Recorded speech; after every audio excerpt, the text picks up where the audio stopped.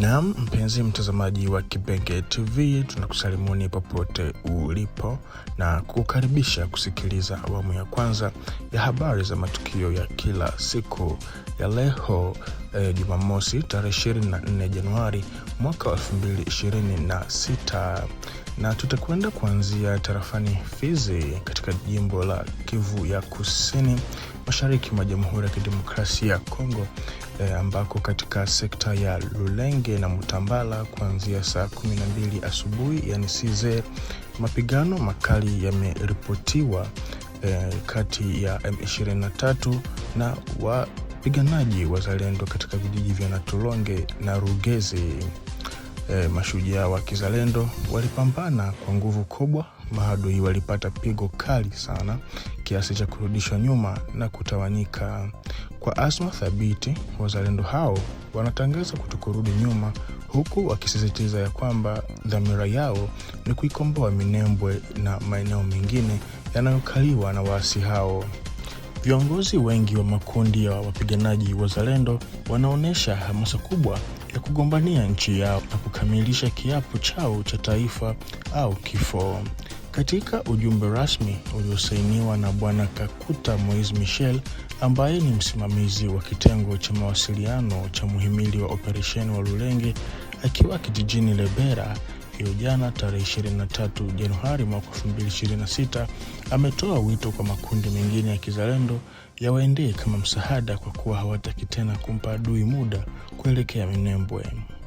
Na hata tukijielekeza upande wa jimbo la Ituri, wapiganaji wazalendo wamefanikiwa kuzuia shambulio lililofanywa alfajiri ya jana Ijumaa tarehe 23 Januari mwaka 2026 la wanaodhaniwa kuwa ni wahasi wa IDF dhidi ya kijiji cha Kazaroho katika grupema ya Vonkutu.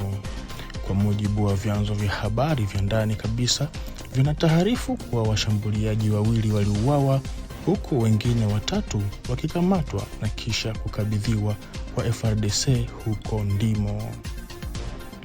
Na jimboni Kivu ya Kusini, ndege zisizo na rubani za kijeshi ama drone kamikaze za jeshi la taifa FARDC zilishambulia kwa mabomu ngome za FCM 23 huko Buleusa katika tarafa la Walikale, na pia siku hiyo hiyo nafasi nyingine ya wahasi hao ilishambuliwa vikali na kwa mafanikio makubwa.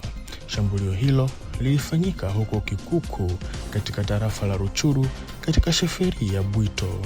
Kwa mujibu wa vyanzo vya eneo hilo, mashambulizi hayo yalifanyika karibu na saa 8 za mchana ama 14 saa za huko.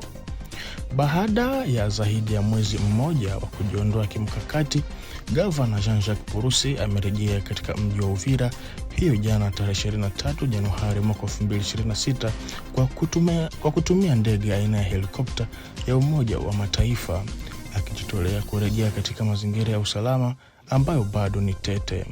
Alipokuwa akizungukwa na raia wake wa mjini Uvira waliojitokeza kumpokea kwa wingi, Mheshimiwa Purusi aliwaambia wananchi wake ya kwamba Rais wa Jamhuri amemtuma watangazie wananchi ya kwamba amani imerejea, na pia watapigana kwa hali na mali ili kurejesha hivi karibuni Kamanyola, Bukavu, Goma, Bunagana na maeneo mengine yote yaliyo mpaka sasa chini ya udhibiti wa waasi hao na jeshi la Rwanda. AFRICOM, ambayo ni jeshi la idara ya ulinzi wa Marekani, ilitembelea wiki hii jeshi la taifa ya Kongo FARDC ili kuchunguza uwezekano wa ushirikiano katika masuala ya usalama.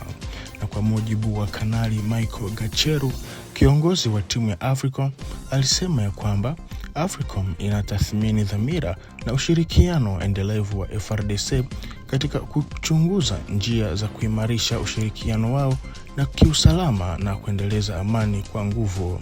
Ziara hii inaashiria uungwaji mkono usiotetereka kwa FARDC na serikali ya Kongo.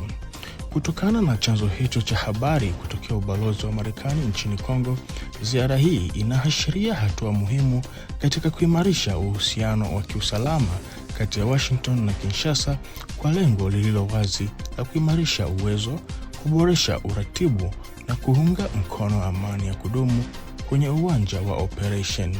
Na kwa taarifa hii, mpenzi mtazamaji wa Kibenge TV, ndiko ambako tunakwenda kuweka nukta kwa awamu ya kwanza ya habari ya matukio ya kila siku. Kwa ajili ya kuhabarika zaidi, baki hapa hapa kwenye channel yetu ili uende kufaidi zaidi.